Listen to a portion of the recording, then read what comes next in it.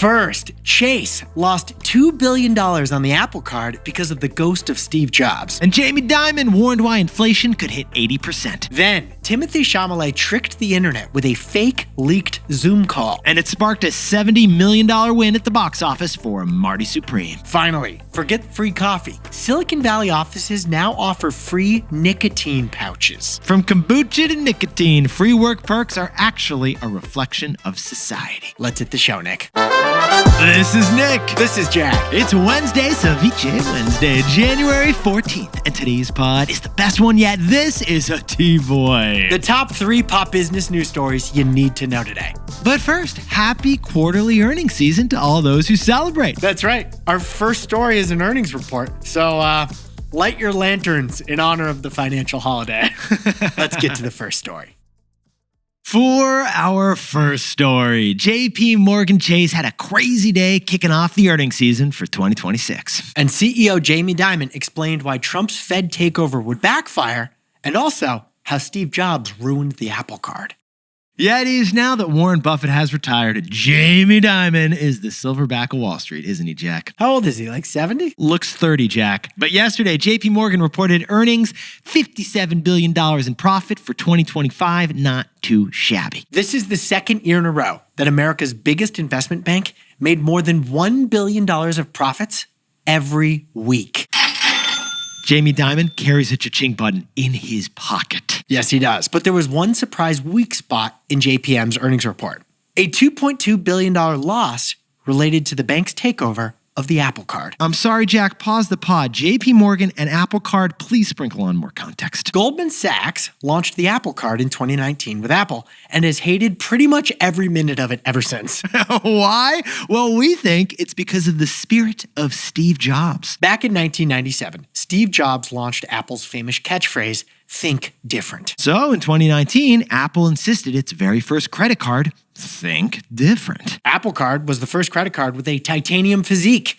It was the first one with pretty much no fees whatsoever. And Apple demanded it have Genius Bar level customer service. Okay, but here's the problem, Yetis. Credit cards as a business model, they hate being different. For example, Apple insisted that for each user, credit card statements arrive on the first of the month, because that just makes sense. It does make sense, Jack, but if every credit card statement arrives on the first day of the month, then all the customer service requests also come in on the first day of the month. That's why credit card companies stagger your statement dates randomly across all the days of the month. They don't want to overload their customer service department. But in this case, Goldman had to hire an entire customer service department to handle your complaint about some erroneous $4 Starbucks charge, and it all happened on the first day of the month. Because Apple, channeling Steve Jobs, refused to stagger it like all the other credit card companies. Think different. That's what they demanded of Goldman Sachs. But it's in that situationship that Goldman's rival, JP Morgan, saw an opportunity. Basically, JP Morgan said, you know what? We could be Apple's rebound dude on the credit card. You see, JP Morgan is 3 times bigger than Goldman Sachs.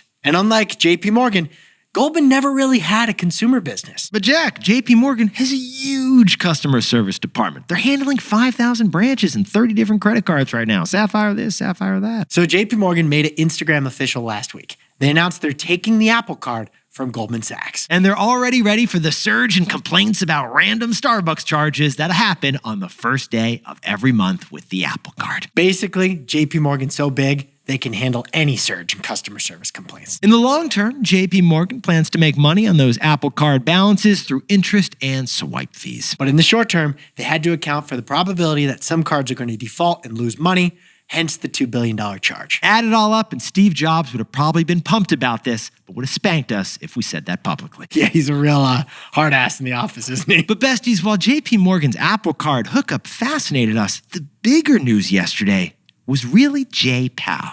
So Jack, what's the takeaway for our buddies over at JP Morgan? When poli-sci tries to take over econ, the results are disastrous.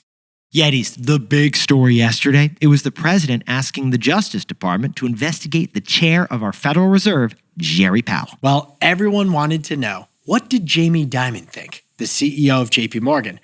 And yesterday, he came out in support of Jerome Powell. Okay, but more importantly, Jamie Dimon said that political pressure to cut interest rates typically backfires in reality, Just look at the country of Turkey. The authoritarian president of Turkey interfered with Turkey's central bank back in 2021. He forced interest rate cuts, even though economics required the opposite. The result, inflation in Turkey quadrupled from a brutal 20% in 2021 to an absolutely crippling 80% just a year later. 80% inflation. That's the kind of thing that destroys an entire country. Because when a central bank loses credibility, confidence plummets and inflation rises. Or as Jamie Dimon more diplomatically put it yesterday, it will raise inflation expectations and probably increase interest rates over the long term. So besties, Apple Card aside, JP Morgan CEO and basically all of finance agree, let Fed Chair Jerry Powell cook. Don't put him in jail. Because when poli-sci takes over econ, historically, it's disastrous. For our second story, the big winner of the Golden Globes was Timothée Chalamet for the movie Marty Supreme. But Marty Supreme's buzz began with a viral fake Zoom meeting that got 10 million views. Yetis, last week we talked to you about the great hockey movies of all time bringing in the big dough at the box office. Yeah, Mighty Ducks, 1, 2, 3, Happy Gilmore. It was a pretty good rundown. But the more Nick and I think about it, ping pong is the real hit machine in the box office. Jack, whip out the whiteboard. We got Balls of Fury, Top Spin, Forrest Gump, all ping pong movies. Table tennis also had a huge role in the movie Beer Fest. Ping pong and ding dang. And it also happens to be the core theme of the Golden Globe winning movie Marty Supreme. Marty Supreme, a sports comedy drama thriller based roughly on a true story. A 1950s New York kid caught up in crime, the mafia, and an underground ping pong tournament. Also, he hooks up with Gwyneth Paltrow. Spoiler. And at $70 million, it's A24's biggest production budget ever. And Marty Supreme just hit $70 million at the box office on Sunday. So it's broken even. This is the highest grossing film ever from the famous indie studio A24. Plus, Chalamet just won Best Actor at the Golden Globes, and now there's a 74% chance of him winning the Oscar too. According to Polymarket. But besties, the real story here, what we truly found fascinating is how Marty Supreme went viral in the first place. It went viral with a Zoom call. Get this, the A24 Studios team created a viral spectacle with an 18-minute fake leaked Zoom meeting. Jack, please explain. Back in November, A24 wanted to promote Marty Supreme. And they did it by publishing on YouTube a video of an unedited, very raw Zoom meeting. We've seen it a few times now. You've got the 9 squares that we've all had before, and it starts with intros just like every other corporate Zoom meeting. The awkward pleasantries after the intros. How's the weather out there? And then a little totally uncorporate looking bald dude in a yellow tank top appears in the corner. It's Timothée Chalamet. It's Timmy Chalamet! Boy Timmy goes on to offer some insane marketing ideas to this marketing team. Everything needs to be orange. Paint the Statue of Liberty orange. Eiffel Tower, pyramid, everything orange. Orange is his obsession because that's the key color of the movie. And it's the color of professional ping pong balls. Timothy then goes on to skewer the whole marketing team for interrupting him, and then he shows off a design for his giant orange blimp. All crazy ideas, all bad ideas. But all these marketing professionals keep saying, yeah, Timmy, yeah, because he's the talent, and you don't say no to the talent. The theme here, besties, the reason this resonated with 10 million people, this was a fake Zoom meeting that felt like the real Zoom meetings we've all been in before. To promote the movie, they made fun of promoting movies and got 10 million views. And that and a ton of buzz. Is a financial trick shot. So, Jack, what's the takeaway for our buddies over at Marty Supreme? This was a masterclass of breaking the fourth wall. Yetis, there's a concept in acting about an imaginary fourth wall between the actors and the audience that you do not break. The performer stays in character. Don't break the fourth wall. It'll be awkward and potentially kill the magic. That's the key. Breaking the fourth wall is so rare, so unexpected, it's also, therefore, memorable. And that's what this Chalamet Zoom meeting did. He took a risk with it, and it paid off. The stunt of a fake, real Timmy Chalamet got millions of people to buy tickets for an indie film about ping pong. And there's a business insight here. Yes, there is. Brands can break the fourth wall with consumers, too. You see, transparency, even if it's embellished and marketed up a bit. And in this case, staged. Exactly, that is still refreshing. It's a concept from showbiz that works in real biz. Break the fourth wall. Hey Yetis, if you're a bestie, take a sec and hit that subscribe button. And like this video while you're at it. If you leave a comment, by the way, we'll read it. For our third and final story, this is wild. Startups and tech firms are giving workers Zyn pouches for free. The new work perk productivity hack in Silicon Valley and Wall Street? Free nicotine in the office. But Yetis, in order for us to tell this story, let's set the scene. Sweet green salads, mindfulness Mondays, an entire wardrobe dedicated to Pilates. It's with that wellness girly backdrop that this story is so surprising to us. Yeah. The new work perk in the tech industry is nicotine. Tech workers and finance folk are packing a half-inch pouch of nicotine under their lip, walking around the office. Your body isn't a temple. Your body is a productivity machine. Now, we covered the popularity of the Zyn business nicotine pouches in a story last year. They have the same flavors as Spindrift, mango, espresso, mint, but we didn't realize nicotine pouches were safe for work. And venture capital wants in. Lucy and Sesh, two nicotine pouch startups, have made their own vending machines to distribute their nicotine pouches. And Palantir, a $500 billion AI company, bought two of those vending machines and plopped them into their offices. We repeat, right next to the coffee station over at Palantir's DC office is a vending machine with free Zyn. Let that sink in. Literally. This is part of a surge in the nicotine industry that you can see in the stock market. True, Jack. Philip Morris acquired Zyn for $16 billion 3 years ago. And now Philip Morris's stock is up 40% in the last year. It is near an all-time high. That's right. Tobacco legend Philip Morris is living its best life. Now, besties, the reason why Wall Street analysts and Silicon Valley PMs are popping nicotine these days, they say it's for productivity. Because nicotine is a stimulant. It increases alertness, focus, and heart rate. It's not that different than coffee, I guess. Also, we should point out, as the Wall Street Journal pointed out, this is the least medically harmful nicotine. No cancer risk if you're using a pouch. Companies already offer you free coffee so you can work harder. Why not another stimulant, they say. But we should also sprinkle on more context here, which would be the downside of the pouches. The big difference with coffee is addiction. You might wear a t-shirt that says you're addicted to lattes, but you're not addicted. Yeah. However, nicotine is literally addiction in chemical form. It's hard to quit and could become a gateway to other things like cigarettes as a result. The founder of Sesh, the vending machine company we mentioned earlier, said he accidentally got addicted to these things. Addiction. Great business model for the business, not necessarily for the end user. Just because Palantir PMs are doing it doesn't mean it's the right thing for you. So, Jack, what's the takeaway for our buddies over in the Zyn biz? If you want to understand culture, open up the corporate fridge. Yetis, let's look back a decade ago at the work perks from 2015. Free kombucha, a closet full of kind bars. Jack, a full fridge of Greek yogurt. It was peak millennial.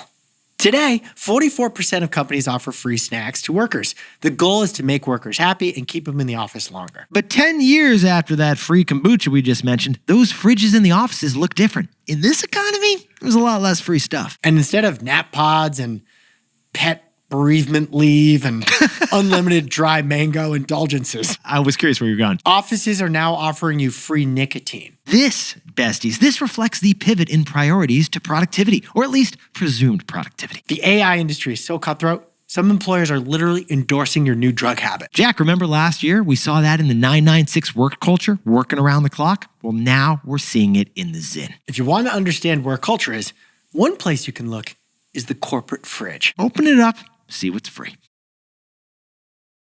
Jack, can you whip up the takeaways for us for Ceviche Wednesday? The ghost of Steve Jobs has haunted Goldman's management of the Apple Card, but JP Morgan says they're ready for it. And Jamie Dimon agrees. When politicians take over central banks, it backfires big time. Second, Timothée Chalamet starred in Marty Supreme and in the staged Zoom video that promoted the movie. That was breaking the fourth wall. It's a concept that works in show business and in real business. And finally, nicotine pouches are popping up in offices as a work perk to keep you alert and stimulated. And it's a reflection of society's pivot from millennial wellness to alt-manian productivity.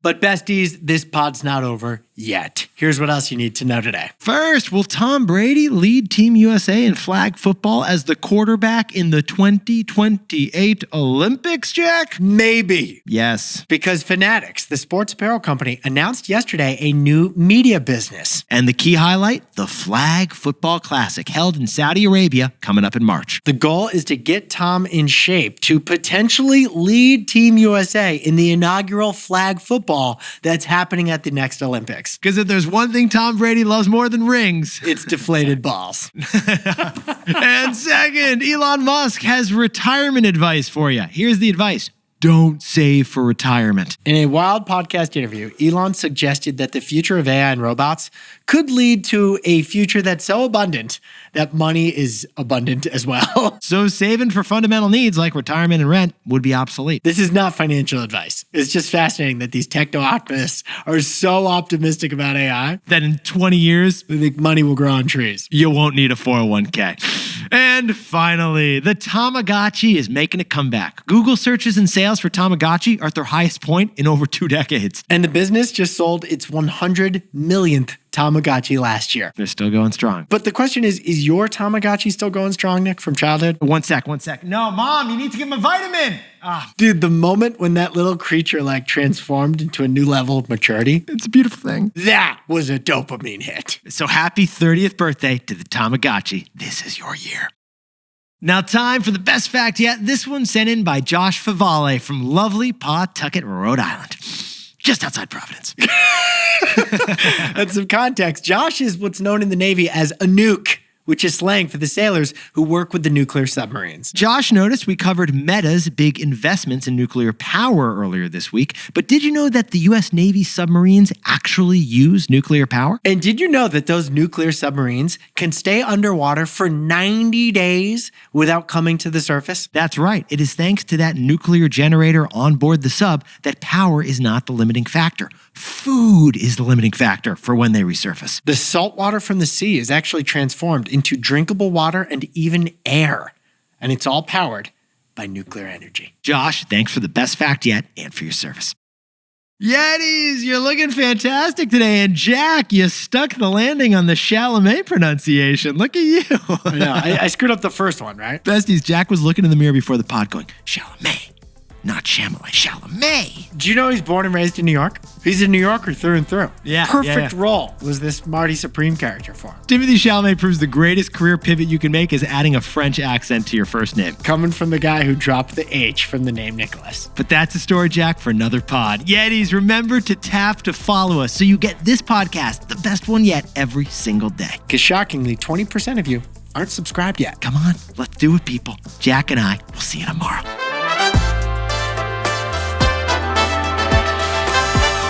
And before we go, a happy birthday to legendary Yeti Sam Stobie from Bountiful, Utah, who's also got a new finance job at the Dairy Farmers of America. This guy is worth more than 2%. That was the best finance dairy joke I've ever heard, Nick. He earned it. And Jamie Gonzalez from lovely Long Island, New York, just converted from T-Boy Light to T-Boy Heavy. Jamie, welcome to the pod. That is a promotion. And a shout out to Leo Cadenas in Madrid, Spain. Thanks for the best fact yet about Venezuela. And Jack, a special one here for Gilly O'Leary, the legendary Yeti I ran into in Pack Heights. She's got the best granola brand west of the Mississippi, Slow Street. Love the branding. And to anyone else celebrating something today, make it a T-Boy. Celebrate the wins.